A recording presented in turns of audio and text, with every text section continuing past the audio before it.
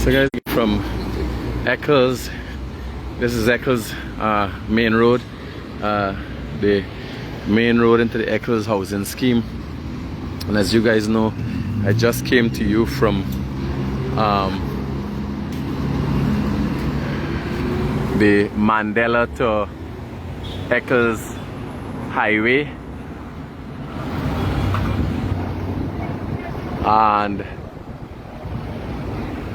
I'm here covering because I receive a number of calls of power outages in the area, and a lot of people might not have received the notifications from GPL as it relates to the upgrades in the major network upgrades in the area. And we can have Mr. Gamchan, the point person in this area, give you a little rehash of what he said earlier. But again, you see what's going on here. You got people on the ground to ensure that your electricity supply is restored, and this is not as a result of any form of a breakdown, but major systems upgrade in the area. Mr. Gamchan, I just gave the persons who are customers of GPL a quick update from a layman perspective of what's going on.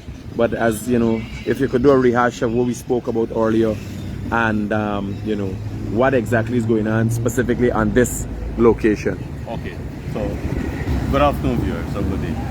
Presently, as we stand here, we're standing at Eccles, the main junction, Eccles and East Bank Public Road. Right. What we are creating here is an omnidirectional feed, north, south, east, west, for the entire Eccles community, Windsor Forest, or Stellion way back. So the express feeder that I explained about will be running at along the highway, the express highway, so parallel to this East Bank Public Road. So we are creating links or connections from different feeders, the 30.8 distribution feeders, so that consumers can be fed from all directions. So if there's a problem, let us say here presently with this feeder, let us say at Bogoston, then we can use an alternative feed and feed them from another feeder from a different substation. So all direction they would be powered from along, and that is what I intend to do for the East Bank corridor and way down to the Soustike Junction. As I mentioned before, we have other feeders that we are building, and this is just one of the feeders that will be commissioned today. So all these are connections linking feeders to feeders, and you call it parallel arrangement, so as to enhance the reliability. All right, Chief, thanks. So again, an update from Mr. Gamcham, and a lot of times we don't see the human aspect to this. The guys in the hot sun, and you guys know what it means to be in the hot sun, right? So we got the Guyanese brothers out here in the hot sun doing the work, because honestly, me can't do. Me don't know how to do this, partner. Me do a lot of things. Me in the construction. Me don't know how to do this. You understand?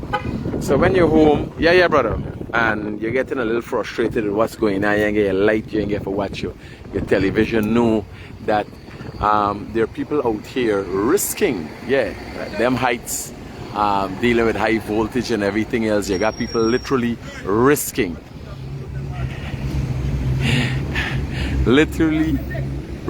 the life, to get the job done, right?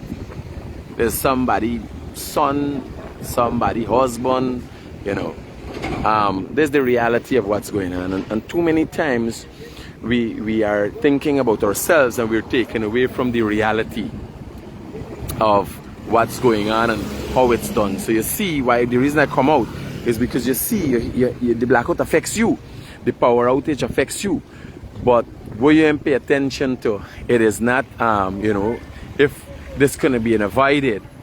Nobody wants to see you have a power outage. In the past, there were a lot of things were lacking. We didn't have sufficient power stations, enough energy supply, so you would have had breakdown. But this is a case whereas it is a result of the upgrades being done for a better system, for a better future, for better electricity infrastructure in Guyana. That is why you're being affected at this time. Hopefully in the near future, I wouldn't have to come and do videos. I'll talk about the upgrades while you're still having an effective and efficient electricity supply. The Guyanese critic for you from Eccles Main Road. Yeah, buddy.